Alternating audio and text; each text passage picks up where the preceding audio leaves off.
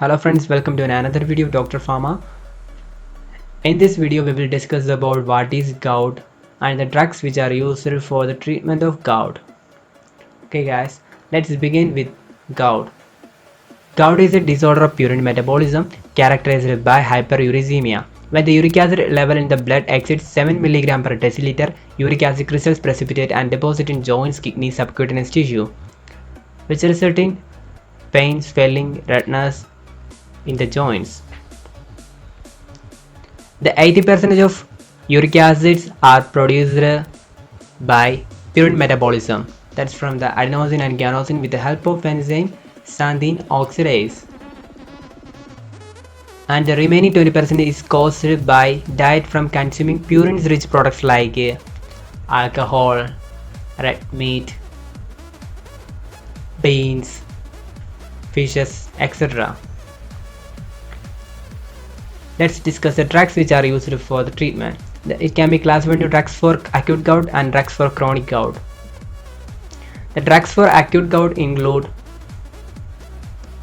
the non-steroidal anti-inflammatory drugs, which include indomethacin, diclofenac, piroxicam, naproxen, and etoricoxib. Colchicine is also used for acute gout. And next category, the glucocorticoids, which include triamcinolone, prednisolone, and methylprednisolone. And drugs for chronic gout include the first one, that is the uricosuric agents, which are the agents which will enhance the excretion of uric acid, which include the probenecid, sulfenpyrazone, and the uric acid synthesis inhibitors, which include the allopurinol, febuxostat. Let's discuss in detail the non-steroidal anti-inflammatory drugs. They are recommended for acute gout because of their strong anti-inflammatory property. Naproxen, piroxicam specifically inhibit chemotactic migration of leukocytes, not recommended for long-term use because of toxicity.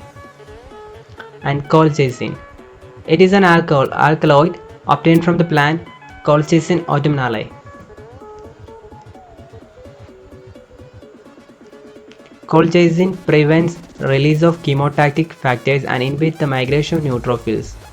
Chronic use of colchicine leads to myopathy, alopecia, aplastic anemia, agranulocytosis.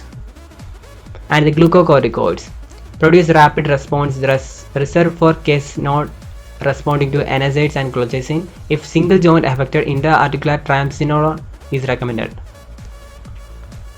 Next one is uricosuric agents, probenecid, sulfenpyrazone. These agents increase the excretion of uric acid by inhibiting the active tubular reabsorption of uric acid in the proximal convoluted tubule. High fluid intake is necessary to prevent formation of urate crystals in urine, contraindicated in renal failure patients. And next one is the uric acid synthesis inhibitors. The allopurinol febuxostat act by inhibiting the enzyme xanthine oxidase. The allopurinol is also useful in Kala-Azar, and the ADR includes skin rashes, itching, headache, GI disturbances, which include nausea, vomiting, diarrhea, and febuxostat can be used in allopurinol intolerant patients. ADR include hepatotoxicity.